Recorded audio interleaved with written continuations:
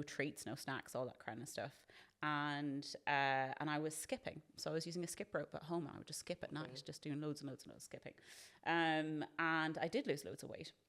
As I said, lots of compliments. Even I still remember even one of my school teachers being like, "Oh, look at," it was like the first day back at school. She's like, "Oh, look how great Lana looks," and stuff like that. So even as a child, like you're 12, 13, and you're like getting this reinforcement that now that you're slimmer, you're a better person, you're more of value, you're someone who should be looked up to, right? Got you. But then of course, like that whole thing was unsustainable, and then I gained the weight again and gained more, and then that just carried on. It just became a cycle of trying to diet, trying to change my body, and obviously, as I said, watching these women on TV who didn't look like me, or the people around me who didn't look like me, and feeling inadequate because of that. And then it just got trapped in that cycle over and over and over again.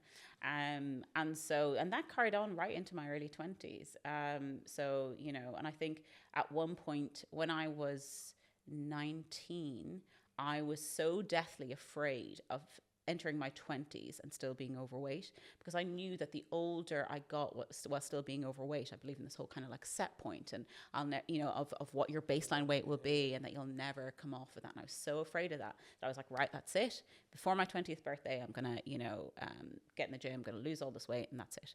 And then I did. And then again, I lost a significant amount of weight and started getting complimented, started feeling more confident, etc. But very quickly gained it all back. So at that point, I think I was calorie counting quite strictly, and I was in the gym. Like I was getting up like 5, 6 in the morning, going to. And Lithuania, especially through the winter, like it is cold. It is like up to like as low as -30. Huh? So yeah, black people are not supposed to endure that kind of weather. Sorry, excuse me, minus 30. Imagine the wind hitting you at that temperature. -30. Is that even like possible? I don't know ever. The coldest place I've been to is Iceland. Yeah. I thought I was gonna die, and I was like, I'm not even that. It was so cold. I think it got up to like -7. Yeah. And minus like as in 30. 30. So that was the coldest I remember. So it was very cold. And it's not just cold. People don't understand that it's also wet because there's snow everywhere. Jeez. And if your shoes are not waterproof, because that you can have that cold, wetness just waterlogging your feet, and then your feet are frozen. But I was getting up, through the winter, and it's dark, it's cold, whatever, and I would go to the gym, and the gym opened at 6 a.m. I'd be in there 6 a.m. And I would train or whatever. But the problem was, I was getting results, but the problem was anytime I would slip or not go to the gym, or if I didn't count calories or ate something wrong or whatever, I would beat myself up so much about it. So let's say over 5-6 months, lost a lot of weight. Then, went on a family holiday, we're taking it easy, and then the weight, it crept up a little bit, and the panic sets in, right? But then you just end up falling out of that cycle all over again. Or falling into it, really, into the trap. And so I gained all the weight back in a very short period of time, like half the time it took me to lose it. And that was kind of like a rock bottom for me. Okay. And it coincided with a time. So I did a year exchange. So a year of those 6 years, I did on exchange in France. So I did a year of my studies in France, in Lyon. And so I'm in this new city, don't know. Traveled. I've been around. You've got to get a list of how many places you've been. Okay, so go. Yeah, more exclusive story. First time hearing this as well. So new city, language, having to do everything in this new language, which I thought, I'll probably be all right with French. I had, secondary school French, A-level French. Not the same. No. And so that was really tough, don't have my circle of friends, getting into new environment, etc. And so all this coincided with me gaining a lot of that weight as well. And I think I was just really low. And I don't think I fully recognized it at the time, because I think my natural disposition is to just, look on the brighter side, be gratitude, etc. But I actually think there's probably a good chance I was depressed at that point. But a mild depression, I would say. But what the worst bit was that because of the weight loss, then the rebound weight gain, I felt out of control, and what that led to was binge eating. And so I started really eating to the point of pain, discomfort and pain, and that was something new to me. So I would just stuff, and then feel awful and feel really uncomfortable. And of course, with that comes the guilt, the shame, etc. And so that went on kind of on and off for a couple of months. Eventually I snapped out of it, and I think I started, reading online, and this is when these new ideas came into my mind about, undoing the effects of diet culture, changing your relationship with yourself, self-acceptance, all that kind of stuff, self-worth. And slowly it moved away from that. But it wasn't, it's so funny because, you know, you're a medical student, you're studying things like psychiatry. And I remember studying for a psychiatry exam and going through my notes and stuff, making all these notes and seeing that one of the eating disorders that I was studying about, I was like, oh my God, I have a lot of these symptoms. Thankfully, by that point, I'd kind of stepped away from it. I started to see from a different perspective. And maybe it was fed into, what was feeding into it was the fact that I also felt a little bit low. But you know, from the other things surrounding it. But I think that was probably the rock bottom when it comes to, you know, food and eating and how I felt about myself. And then slowly over the next couple of years, I started to change that whole perception. And so what I did was I started stopping restricting foods, stopping dieting, you know, really actively working on changing how I spoke to myself, self-worth, you know, acceptance, forgiveness, all these kind of things that people go through in therapy now. I think I was just doing, you know, through books and reading, you know, with myself. And ever since that moment, once I stopped all of that, I accepted my body as it was and accepted myself as I was. And it wasn't that I was a failure, that I was still worthy of love and acceptance and all these things. That's when things started to change. So my perception around food changed because things stopped being forbidden. So I allowed myself to eat what I want, and then you naturally start making the right choices. Same with exercise, with movement. You know, I didn't feel like I had to force myself to do this or do that or whatever. If I wanted to move or exercise because I wanted to, not because I felt like I had to. Or that it was for some specific weight loss goal or some number.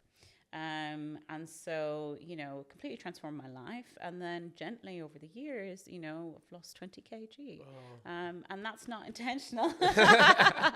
It wasn't that was what I was setting out to do. It was more just a byproduct of me undoing all the harm that I had, that had happened beforehand. So and so now what I do, so, you know, it's incorporating not only like kind of my medical expertise, my preventative health expertise, but also my own experiences, is I provide a service for women in their 20s to 40s, or, you know, in that age group where they've struggled with their weight for a long time. A lot of them, you know, from teen years, you know, where they felt insecure, maybe they were a little bit overweight, maybe not massively, but since then they have these issues with weight. They're constantly on and off diets, constantly gaining weight, losing weight, etc., feeling like maybe they'll never be slimmer, etc. So and so that's what I do. So I have a whole program that I've, you know, worked on over a long time and mapped out step by step. And I work with these women one-to-one. We do check-in sessions regularly. I only take on a few clients at a time, just so I can give them that time that they need. And essentially, you know, a lot of people think it's, you know, it's going to be things like meal plans and this, recipes and this, that, and the other. It's none of that. It's the first 6 weeks are actually just all around the psychology and undoing, you know, all the harms and the way you think about yourself and learning to accept yourself as you are. Then we move on to food and food behaviors and the things that tend to trigger certain food behaviors like snacking or, you know, binging or whatever it might be. And so undoing all of that, becoming more in tune with your own body, because if you have already learned to accept your body as it is, you're more likely to take on health behaviors that, you know, look after and nurture it, and that's what's going to lead you to that weight loss. And that's what happened for me. And then the last kind of 6 weeks will be around kind of more lifestyle medicine stuff. So that's things like sleep, which is really important, things like stress management, you know, your social relationships, your connections, the community, all these things are so important. So it's not, you know, a PT program. It's not any of that. It's not once they're done with the program, I pass them on to you. Because if they want exactly. We need to actually sit down and actually work out something together for sure. Especially after the event, I was like, it was so well working together. Like we definitely need to. 100%. This is exclusive for you guys. So you see something come out. But yeah, so it's more about, because once they've changed their relationship with movement, with food, with all of these things, if they want to get in the gym, they're going to do it because they enjoy it, because they want to build strength, because it's a skill, because it's, you know, there's other goals that aren't focused on you know, their weight or how they look. Same with the kind of feelings that they get from it, the, you know, endorphins and the clarity, mental clarity, the energy, all these kind of things. Once you start to actually hone in and pay attention to these things, it does become something that just becomes your lifestyle because you enjoy it so much and so important to you. Like even for me now, you know, consistent over the last 3 years, but it's not been something I've had to push at. It's something I feel is missing if I'm not doing it. And I was never that person. Yeah. And I feel like everything you touched on is so important because like nobody really talks about, like, you know how I said before they come to me, no one talks about that stage beforehand. Yeah. Like I had 2 clients yesterday, right? And obviously predominantly I train women, probably 90% of my clients are women. And I was doing a check-in with a new client. So we do the weight, we do measurements, we do like other factors to kind of like just track progress. And like she actually started crying when she was about to jump on the scale. And I was like, it's fine, it's just like it's a check-in, it's all good. I was like, the weight doesn't mean like everything being an end all, but she got really emotional. So I feel like that stage before, and if she had that kind of set up beforehand, she would have been set up in terms of like, okay, just because the number's saying this, it doesn't mean X, Y, Z, etc. So I feel like it is so important. And especially because like you've explained your story, it's all like life experiences. So you're kind of like, although at the time you might think it was a bad thing, it's actually a good thing because you're able to now help other people before they have to actually 100%. Go through that. 100%. What would you say is, out of the 3 parts that you've got in terms of what you offer for your clients, is like the most important part of it, would you say? The mental side, the psychology, 100%. I think, them, because that's why it's the foundation, that's why it's what I start off with, because again, if you don't believe that, you know, if you believe you're a failure, which a lot of these women do actually feel deep down when they dig, they feel they're a failure, they feel like they failed at this, failed at that, and they're not destined to succeed, then your behaviors, subconsciously or consciously, are going to reflect that. You know, when you eat certain things that you feel like, oh, I shouldn't have done that, or when you do this, you know, whatever it is, or you don't go to gym, you think it's something like, you know, oh, I just don't have enough discipline or willpower. No, it's because you don't believe in yourself. And so